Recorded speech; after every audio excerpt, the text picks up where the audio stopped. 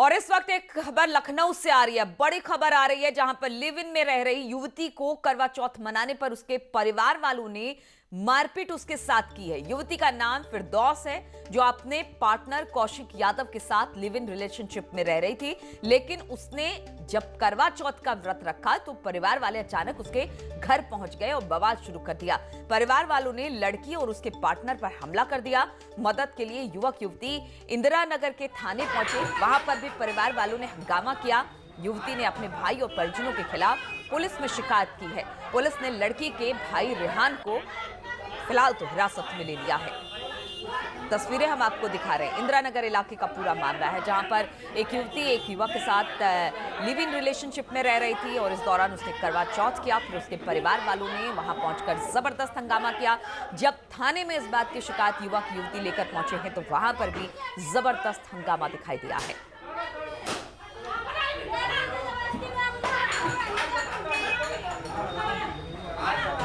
बातचीत करने के लिए ऋषभ माणी फोन लाइन पर हमारे साथ जुड़ गए। ऋषभ, ये पूरा मामला है क्या? नीलू, देखिए, फिरदौस नाम की महिला है, कौशिक यादव नाम का युवक है। ये पिछले 2 साल से दोनों लिव इन रिलेशनशिप में इंदिरा नगर थाने के पानी गांव इलाके में रह रहे थे। ऐसा बताया जा रहा है कल रात को इस युवती ने करवा चौथ का व्रत रखा था और कानपुर जाजमऊ से इसके परिजन वहां पर आ धमके हैं। पहले घर में इनके साथ मारपीट की गई है।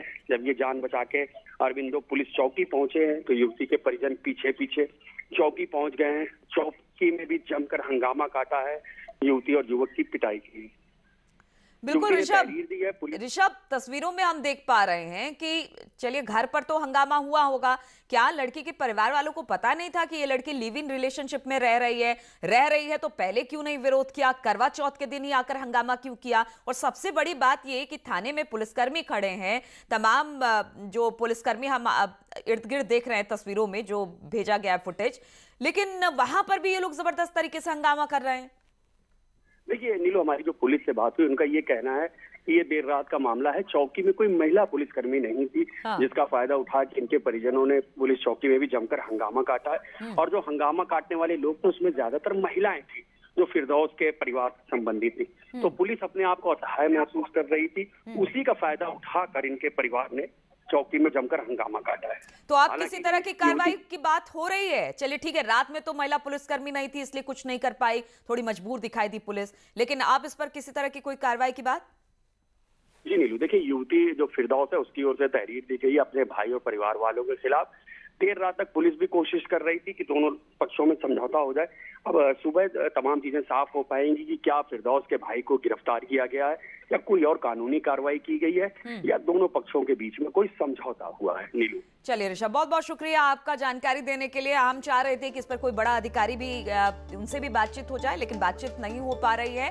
लेकिन हम आपको बता दें पूरा मामला लखनऊ का है, जहां पर एक युवक युवती लिविंग रिलेशनशिप में रह रहे थे और फिर इसके बाद वहां पर जो लड़की के परिजन है पहुंचते हैं, हंगामा करते हैं, यहां तक कि थाने पहुंचकर भी उन्होंने जबरदस्त तरीके से हंगामा किया। और वाराणसी से बड़ी खबर लेते हैं। यहां पर लाखों के अवैध पटाखे बरामद किए गए हैं पुलिस की तरफ से। पुलिस ने छापेमारी की और करीब खुलासा हुआ है 500 किलो अवैध पटाखे इसमें जब्त किए गए हैं। 3 व्यापारियों से पुलिस अब इसको लेकर पूछताछ कर रही है। वाराणसी के दाल मंडी इलाके का यह पूरा मामला है, जहां पर अवैध पटाखे बरामद किए गए हैं। तो वाराणसी से खबर है, जहां पर लाखों के अवैध पटाखे पुलिस ने छापेमारी के बाद बरामद किए हैं। 500 किलो अवैध पटाखे जब्त किए हैं, जिसमें 3 व्यापारियों से अब पुलिस पूछताछ भी कर रही है। हम लोग थाना चौक वाराणसी में हैं। वहाँ पर एक मंडी है, दाल मंडी उसको बोलते हैं एरिया, जहाँ पे बहुत ही कंजेस्टेड है और सैकड़ों की संख्या में दुकानें हैं। वहाँ हमें ये सूचना प्राप्त हुई कि कुछ दुकानों में अवैध पटाखे का भंडारण किया गया है। हम सभी जानते हैं कि एक्सप्लोजिव का लाइसेंस बहुत कम लोगों के पास, जिनको शासन ने इशू किया है, वही एक्सप्लोजिव का भंडारण कर सकते हैं। दूसरी बात ये कि एक्सप्लोजिव के स्टोरेज और बिक्री दोनों की जगह निर्धारित की जाती है, जो खुले में होती है, जो भीड़ भाड़ वाले इलाकों से बचाई जाती है, ताकि किसी भी दशा में आग लग जाए तो उससे किसी प्रकार की जनहानि।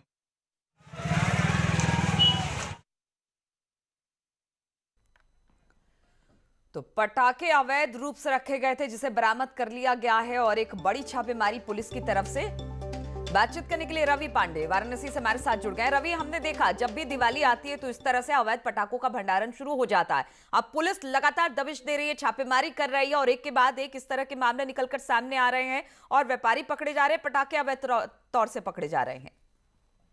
जी बिल्कुल, हर बार दीपावली के सीजन में ये देखा जाता है कि पुलिस छापेमारी करती है और लाखों के जो पटाखे हैं, अवैध पटाखे हैं, वो बरामद होते हैं, लेकिन बदस्तूर ये व्यापार जारी रहता है। ये एक बहुत बड़ा सवाल है और जो कल रात जो कार्रवाई हुई इसी को लेकर हुई। वाराणसी के एसएसपी अमित पाठक खुद मैं फोर्स लेकर के दाल मंडी क्षेत्र में प्रवेश किया और उसके बाद कई दुकानों पर छापे मारे और सबसे बड़ी बात आप तस्वीरों में खुद देख सकती होंगी कि किस तरीके का एक पटाखों का भंडारण जो वो एक मकान के अंदर था।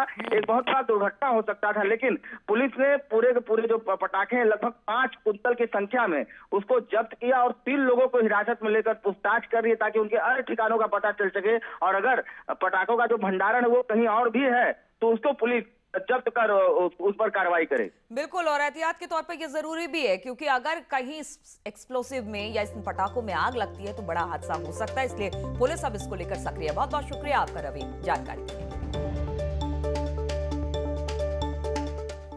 और मेरठ में पुलिस ने पटाखों को अवैध तरीके से भंडारण करने वालों के खिलाफ कार्रवाई शुरू कर दी है और लाखों रुपए के अवैध पटाखे जब्त किए हैं। पुलिस ने एक किराना व्यापारी को भी गिरफ्तार किया। ये दिल्ली से लाखों रुपए के पटाखे लेकर यहां पर आया था और किराने की दुकान की आड़ में पटाखे बेच रहा था। बरामद पटाखों की कीमत करीब करीब 2 लाख रुपए बताई जा रही है।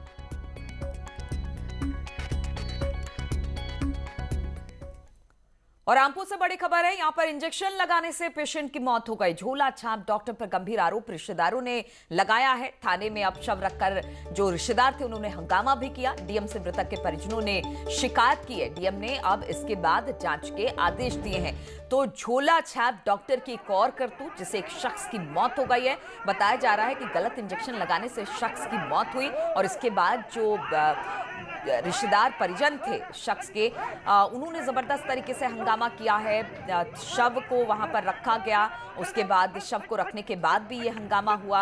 अब जो शख्स है उनके रिश्तेदारों और परिजनों ने डीएम से गुहार लगाई है कि इस पूरे मामले में जांच की जाए। विशाल सक्सेना रामपुर से हमारे साथ जुड़ गए हैं। विशाल, इस पूरे मामले में अभी तक किसी तरह की कोई कार्रवाई हो पाई है? जी देखिए, बिल्कुल मैं आपको बता दूं कि एक झोला छाप डॉक्टर था जिसके इंजेक्शन लगने से किसी युवक की मौत हुई थी। युवक के परिजन जब थाने पहुंचे तो थाने को लेकर के जब उन्होंने डॉक्टर के खिलाफ कार्रवाई की मांग की तो उसके बाद जो था हंगामा किया, जिसके बाद जो था पुलिस को लाठीचार्ज करना पड़ा।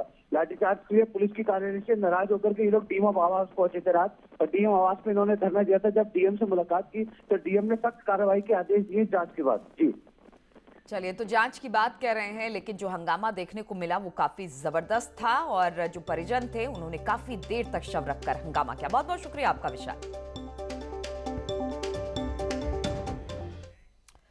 और दिल्ली से हाथरस जाते समय मथुरा के टोल प्लाजा पर पकड़े गए 4 पीएफआई संदिग्धों की 48 घंटे की रिमांड एसटीएफ को मिल गई है। 6 नवंबर की शाम 5 बजे तक की रिमांड एसटीएफ को दे दी गई है। रिमांड मिलने के बाद एसटीएफ के अधिकारी जिला जेल पहुंचे और मसूद आलम सिद्दीकी और अतिकुर रहमान को अपने साथ ले गई है।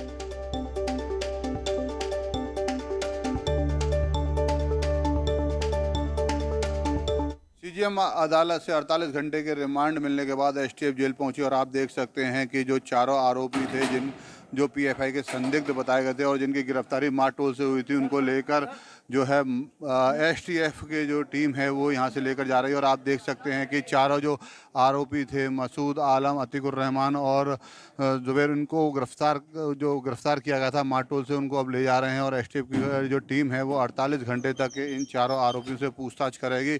और एसटीएफ के सामने अब सबसे बड़ा सवाल यह है कि वह इन 48 घंटों में इन चारों आरोपियों से क्या सच उगलवा पाती है जिससे कि इनकी जो विदेशी फंडिंग का मामला है वो उजागर हो और साथ ही किस तरीके से धार्मिक उन्माद फैलाना चाहते थे। नितिन गौतम, न्यूज़ 18 मथुरा। और बातचीत करने के लिए मथुरा से हमारे संवाददाता नितिन गौतम इस वक्त हमारे साथ जुड़ गए हैं। नितिन, अगर इस पूरे मामले की बात की जाए तो कोशिश एसटीएफ की यही थी कि किसी तरह से रिमांड मिल जाए और अब वो रिमांड मिल गया है, तो क्या क्या ऐसी चीजें हैं जो इनसे एसटीएफ उगलवा सकती है? नीरू देखिए, अगर हम बात करें तो इस मामले में सबसे पहले स्थानीय पुलिस ने जांच करी थी और उस जांच के दौरान कुछ ऐसे दस्तावेज मिले थे जिसके बाद जो खुफिया एजेंसी थी वो सक्रिय हुई थी और उसके बाद इस मामले की जांच क्राइम ब्रांच को दी गई थी।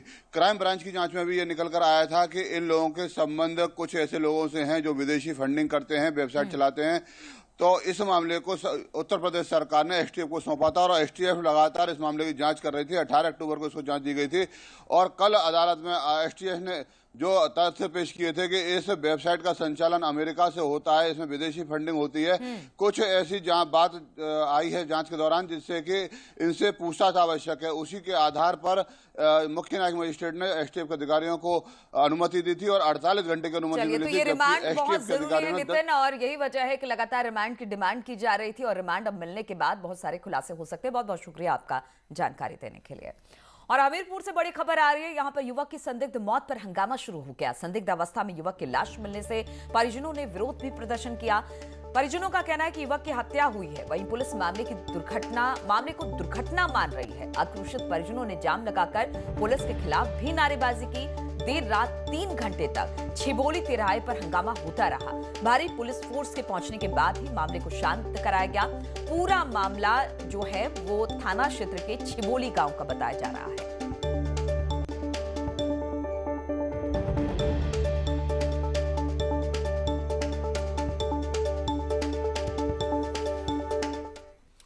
और रुकेंगे यहां पर छोटे से ब्रेक के लिए, बहुत जल्द लौटते हैं।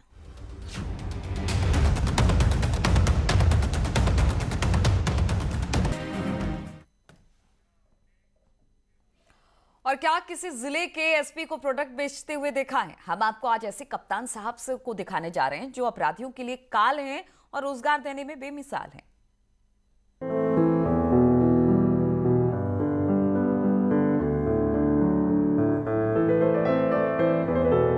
दियाली है मिट्टी के दीपक वाली, उसकी कीमत 5.5 रुपये है। मैं ये बताना चाहूँगा कि ये दियाली 20 वैक्स से बनी हुई है जो इको फ्रेंडली है, जिसमें किसी तरह की कोई कालिमा नहीं निकलती है और साथ ही साथ ये लगभग 2.5 घंटे जलती है। जो दियाली है, जो फ्लोटिंग कैंडल है, वो 1.5 घंटे जलती है, उसकी कीमत 10 रुपये। आप भी सोच रहे होंगे कि अपराधियों को सबक सिखाने वाले एसपी साहब मोमबत्ती के रेट क्यों बता रहे हैं। दरअसल सेल्समैन बने कप्तान साहब और उनकी पत्नी ने बाराबंकी के चैनपुरवा गांव के कायाकल्प की अनोखी मुहिम शुरू की। इस मुहिम का असर इतना हुआ कि अब तो चैनपुरवा गांव की महिलाओं की मोमबत्ती की डिमांड बढ़ गई है।